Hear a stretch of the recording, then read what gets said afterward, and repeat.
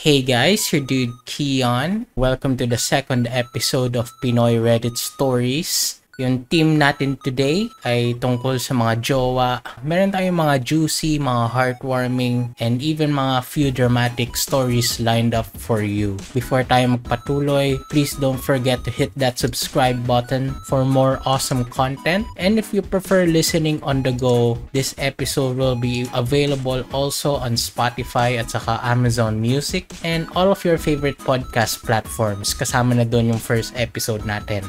Ayun, let's dive in.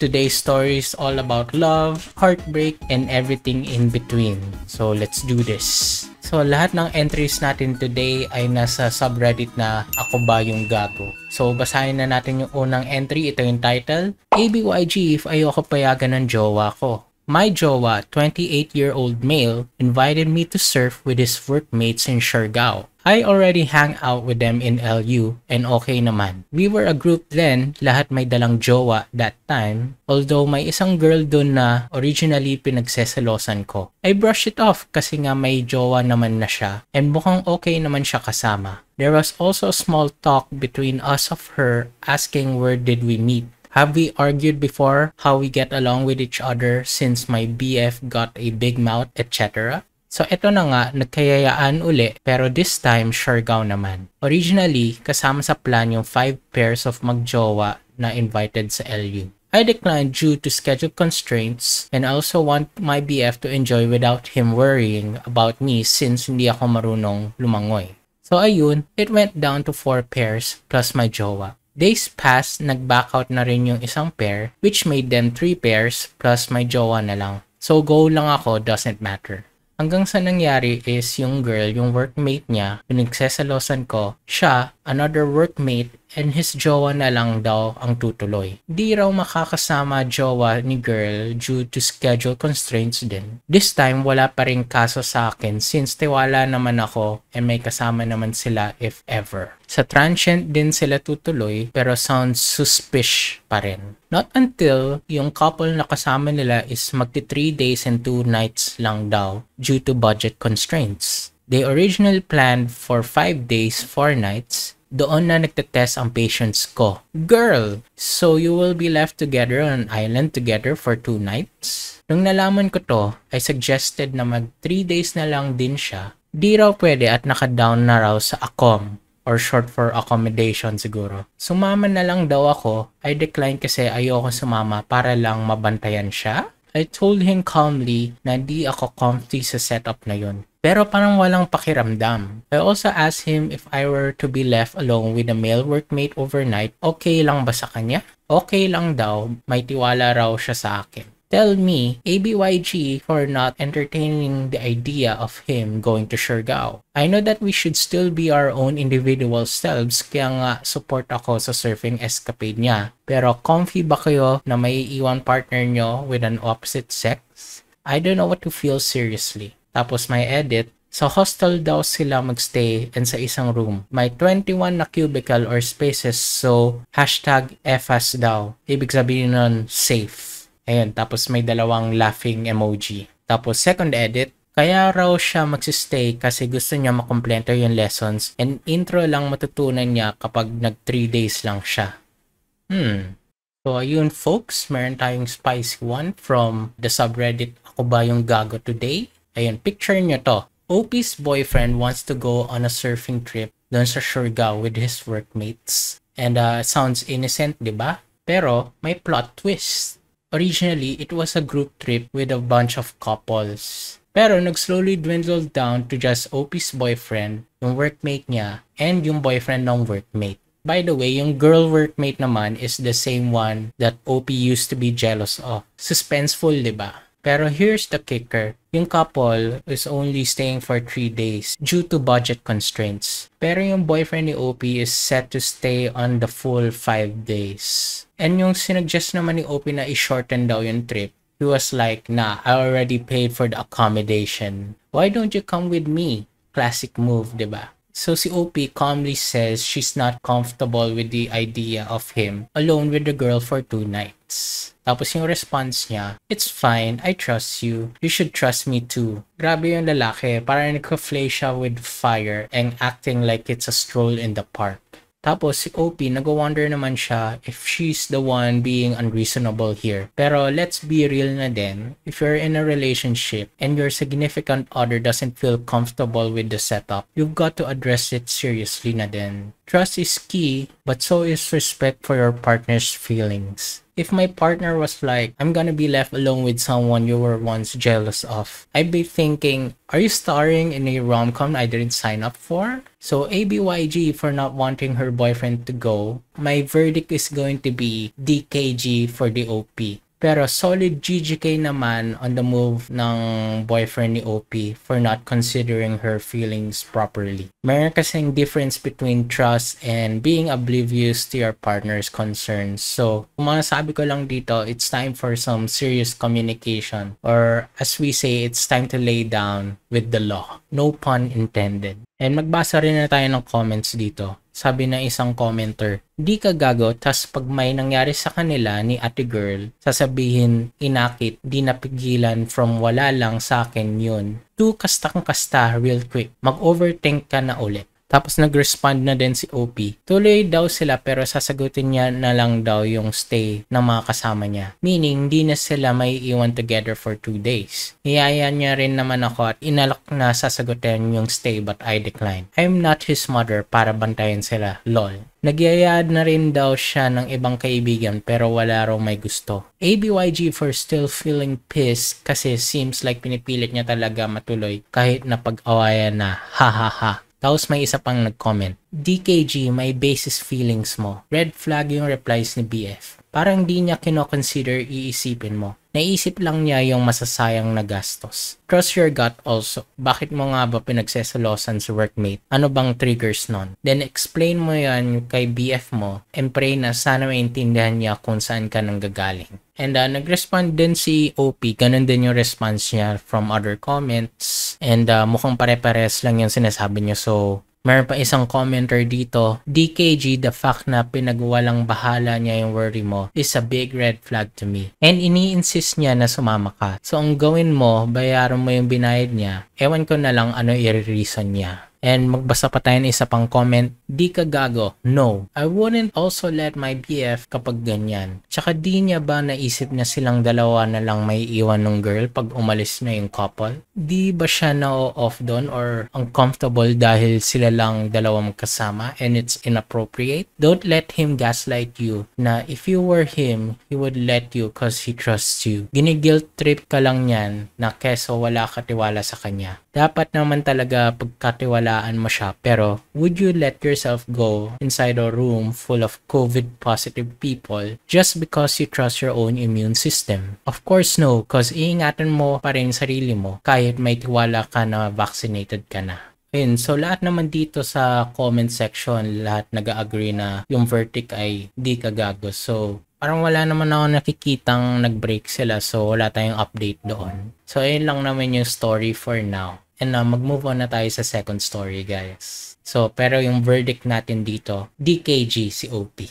Ayun, so moving on sa second story natin. Yung title ay, "ABYG for telling my boyfriend that I will break up with him if he can't find another job with a higher salary." I am a 30-year-old woman, and I've been in a relationship with my 27-year-old boyfriend for 2 years. I earn 70K monthly while he earns 10 to 12K monthly because he couldn't graduate from college and has struggled to find a decent job. Despite his low salary, he tries to buy me gifts and often says he'll go back to school, but I feel like he isn't making a real effort to achieve that. Additionally, he isn't good at handling money as he loves spending and buying things impulsively. Recently, I told him that if he doesn't find a job with a higher salary soon, I would consider breaking up with him. He felt hurt after I told him that he is poor. Am I the a-hole for wanting a partner who has a higher salary and who I am sure can provide me with a financially secure future? Am I the a-hole for telling him that I will break up with him if he will not make an effort to improve his financial situation? Ako ba yung gago dahil I told him about this and also tactlessly pointed out that he is poor?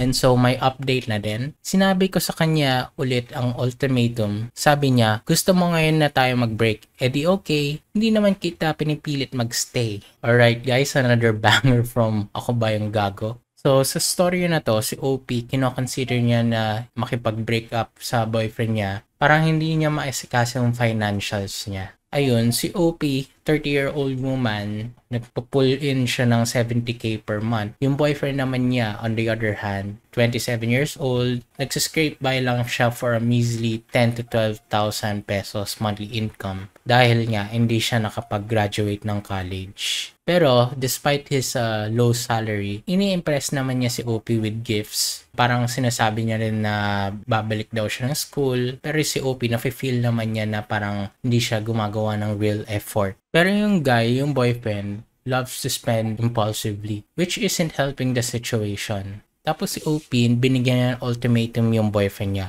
Get her better job or we're done. Pinoint out din niya na poor daw yung boyfriend niya, which obviously nasaktan naman yung boyfriend. Ngayon, nag-ask siya if she's the a-hole for wanting a partner who can provide financial security and for being blunt na din. First off, OP, let's talk about expectations and reality. Medyo totally fair na din that you want a partner who's financially stable, especially if you're planning a future together. Pero there's a fine line between setting healthy expectations and being insensitive. Telling someone that they're poor and threatening to break up if they don't earn more, pwede siya makita as pretty harsh. Pero here's the thing, yung financial compatibility is crucial in a relationship, but so is empathy and support. Instead na bigyan mo siya ng ultimatum, how about having a constructive conversation? Maybe tulungan mo siya mag-set ng realistic goals for career improvement or better yet, money management. Kung genuinely hindi siya nag-make any effort and parang content na siya sa status quo niya, then okay, it's time to re-evaluate the relationship. Pero just throwing down an ultimatum without offering support, that's a bit gago for me. Yung relationships kasi dapat may teamwork yon and hindi lang dapat puro demands. And so bago ako bigyan yung aking conclusion, magbasa na din tayo ng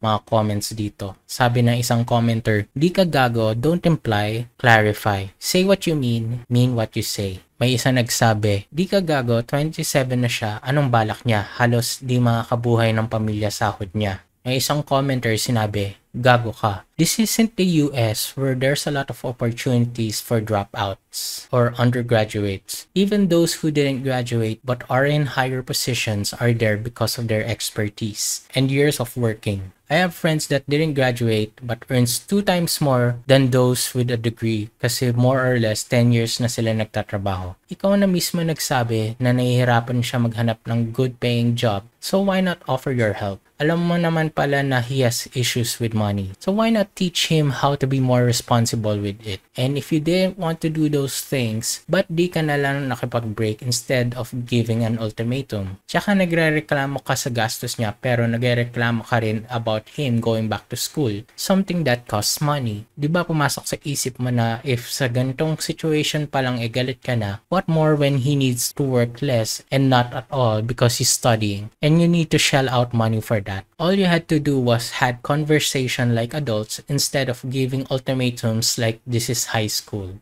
Ayun, so pumili naman tayo ng mga comments kung saan nag-respond naman si OP. So, may isang commenter nagsabi, GGK for tactlessly pointing out that he is poor. I get the whole ultimatum and need for security, but calling him poor is just distasteful. And your response to OP, true, but the reason I pointed out that he's struggling financially or he is poor because he spends money on luxuries like expensive perfumes and hinted at me buying him a PS4. I asked him why he's purchasing these things when he can't afford them. Tapos may isa pang commenter, to be honest, DKG. It's concerning when you see a person become comfortable in their hard times. He's not even acting like he's going through a hard time financially. If he's spending his money carelessly, he's probably thinking na you're there anyway as a safety net. No judgment naman sa sahod niya. Everyone has to start somewhere. But the problem is staying stagnant and not growing. It's always good to stay ambitious and have a growth mindset.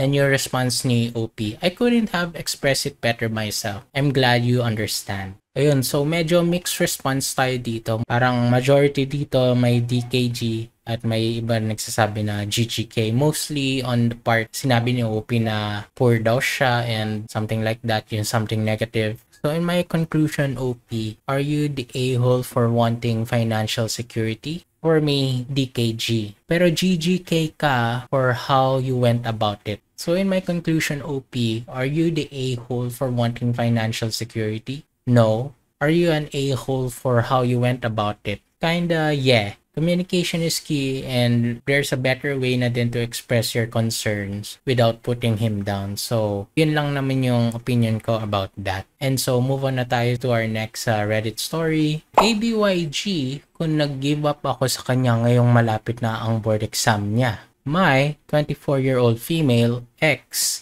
24-year-old male broke up with me 2 months ago. We were together for 3 years. He broke up with me kasi palagi na din kami nag-aaway. He was going through something at kahit anong pilit ko magstay, he just closes himself off. Inisip ko na, sige, ako na lang muna iintindi kahit ang sakit. Inisip ko na face lang ito. Pag okay na siya, baka pwede na ulit. Pero 2 months na akong naghahabol at naghintay. Ilang beses na ako nagtanong kung wala na ba talaga, ayaw niya na ba talaga. Sinabi niya sa akin na ayaw niya na talaga at di na daw siya mag-reply sa akin para makamove on ako. Nag-reply pa rin naman siya. I stopped asking anything about our RS. I guess short ng relationship. So we became friends again at nag-uusap lang naman about random stuff. Yesterday was my birthday at sobrang short lang ng greeting niya. I realized just how one-sided it was. Di ko siya sinisisi, pinili ko naman maghintay at umasa na magiging okay pa kami. Di niya responsibilidad na i-greet ako ng speech. Na-hurt lang ako kasi birthday niya, binuhos ko lahat ng care at love ko. So sabi ko sa sarili ko, wala na ito. Kung meron pa kahit konti, he would be unsure sa answer niya. But he was always clear na ayaw niya na at wala na talaga. So I asked him today, final na ito, last na. Wala ka na ba talagang feelings kahit konti? He said, wala na talaga.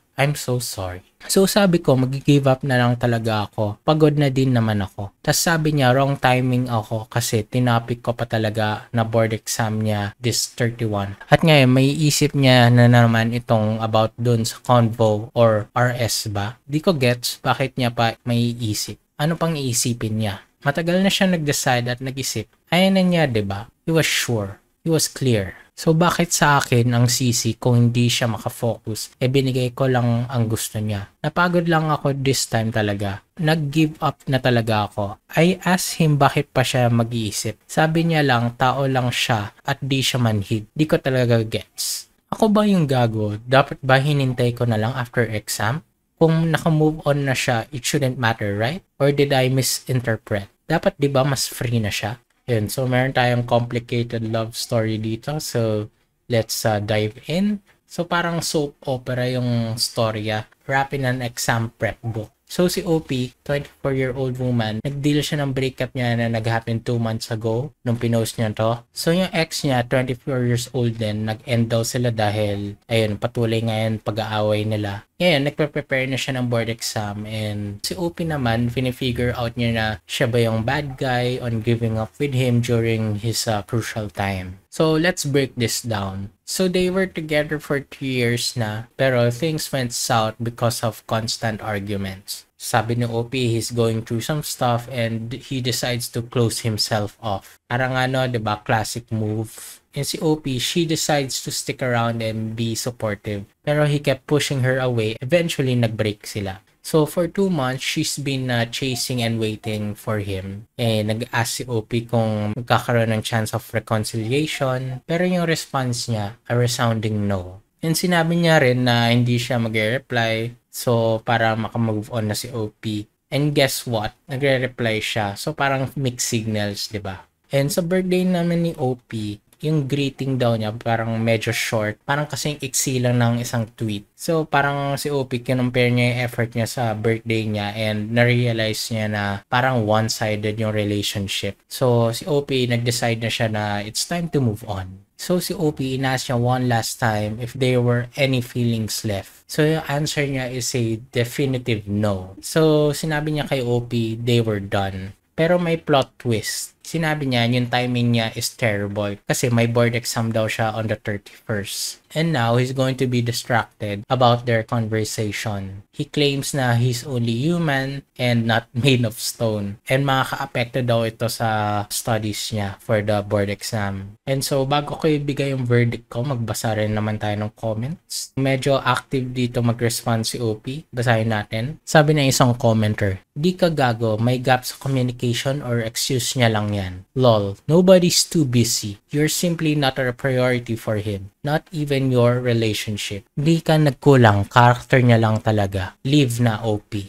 Then response ni OP, "Thank you po. He's the avoidant type. It's really hard to communicate with him. I got tired na, I don't push na, and just dealt with my anxious self alone." Sabi ng isang commenter, "Di ka gago. Naalala ko, nabasa ko na ang sperm ang naghahanap at humahabol sa egg cell. It's not even appropriate to make habol pa when the guy broke off with you. Kasi what's the point? He holds the power when he broke off with you. But you can't take it back by accepting it and move on happily without him. And naghabol ka and he loves the chasing and the attention. So," and your response ni OP, "Thank you po. It's about time I wake up." And one more comment, pasahin pa natin. "Di ka gago. I'm not your ex, pero probably, just probably, he likes to reject you kasi it boosts his ego. He liked the attention at kung hiwalay nga naman kayo, open siya to mingle at makapag-flirt. And it won't be considered cheating kasi hiwalay kayo and he knows na once magpakita siya ng konting tenderness at affection, bibigay ka din." So yung response ni OP, "Thank you po. I used to think that he's not that type of person pero after some time, I realized I put him on a pedestal for too long. And now that I've accepted that, I am very open to those ideas na baka nga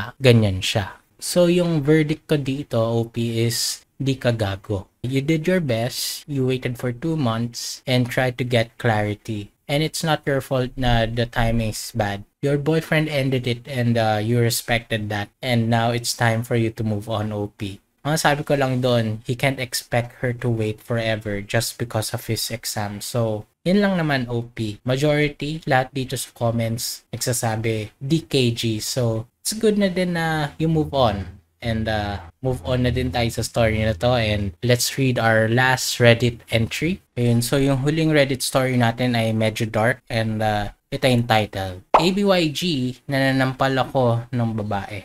Before all else, ramdam ko na gago ako. Me and my partner fought a lot of times, but never have I been physical. My partner, on the other hand, would have an occasional sampal at suntok. Kahapon, ang lala ng away namin mula sa cellphone hanggang umabot sa bahay to the point na nag-walk-outan kami. My partner has once had a history of attempting to drink multiple doses of paracetamol and Claritin. That's why, after our argument, I had this sinking feeling that something like that might happen again. I rushed towards our room, which was locked. Then I tried kicking and ramming it open. After breaking in, I found an open box of Claritin, to which I hurriedly took away and was met with punches and slaps. During all of this, I tried looking at my partner's mouth if my partner had already swallowed some, but fortunately, my partner didn't. My partner tried fighting to take all the medicine again, to which I answered with a panic slap. It wasn't hard enough to inflict an injury, but it was enough to shook my partner. Mas akong matatauhan siya sa ginawa niya, pero mas nasaktan ako sa ginawa ko. Umiyak siya buong araw at hindi kumain ng dinner. The look my partner had will forever haunt me. as this is the first time in my life that I ever hurt someone I'm in a relationship with. Right now, 1 a.m. na, and I still can't sleep with the fact na may sinampal ako. Even more that it's someone I love. I already know I'm an a-hole for doing what I did, and even more of a coward since I chose to slap my partner while I was panicking. I don't even know what advice I should ask for. Maybe I was just looking for someone who also did what I did and ask what they did to calm themselves down, or maybe even look for someone to say I had to do it and it could be justified. But right now, feel kong gago ako kasi I'm more disturbed by the fact that I slapped my partner over the fact that my partner threatened to overdose again. Ayun, so pretty dark.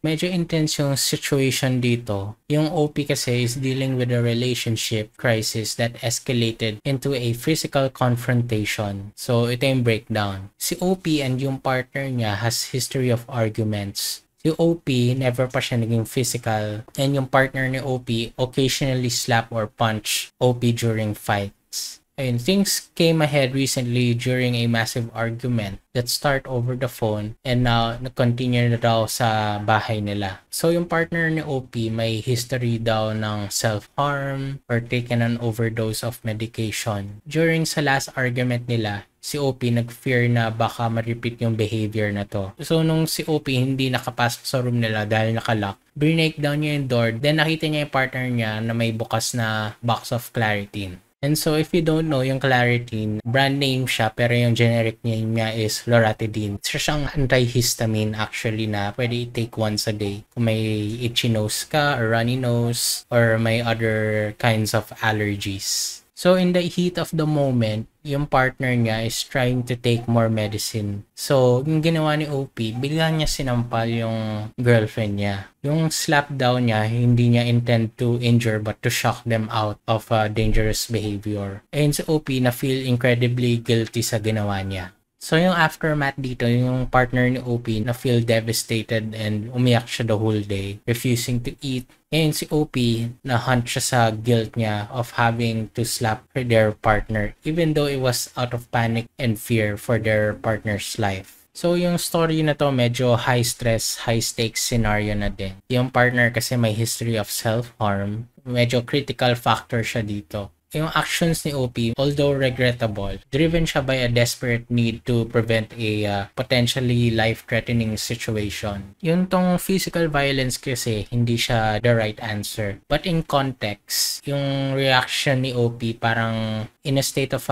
panic response siya to a life or death situation. So, it wasn't a premeditated act of violence but a frantic attempt to prevent harm. So obviously si OP na feel remorseful, which shows a level of self-awareness and empathy. And si OP na feel disturbed siya by his own actions rather than the threat of their partner posed to themselves. So bago ko ibigay yung verdict ko, magbasa rin naman tayo ng mga comments. Konti lang naman yung comments dito. If sinaktan nyo yung sarili nyo by overdosing or physical altercations, break up. You all have the time in the world and sort these things out pero dito kayo nauwi. LKG, lahat kayo gago to yourselves and each other. Sabi ng isa dito, LKG, for the love of God, mag-break na lang kayo and ask your partner to get help.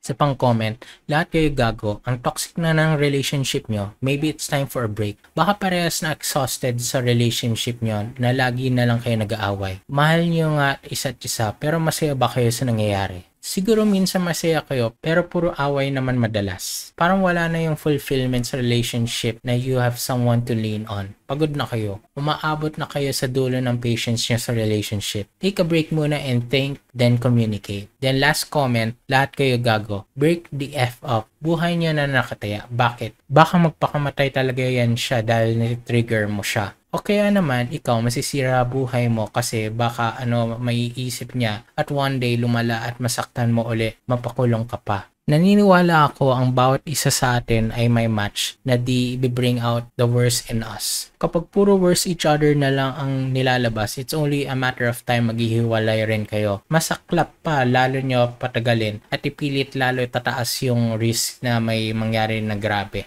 So yung conclusion ko rin naman dito, parang agree na din ako sa comments, LKG, lahat kayo gago.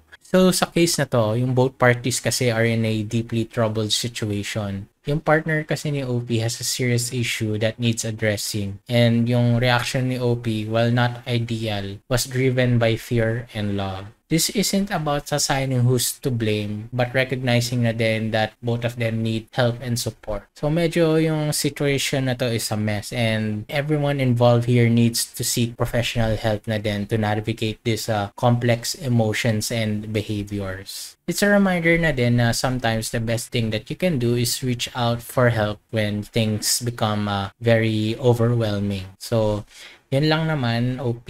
And sana maging okay lahat. Kung medyo toxic, iwanan na din, and let's find peace and happiness. And so yan lang naman yung mga stories natin today for Pinoy Reddit Stories. I hope you enjoyed our jowa tales, from the sweet and romantic to the heart-wrenching and dramatic.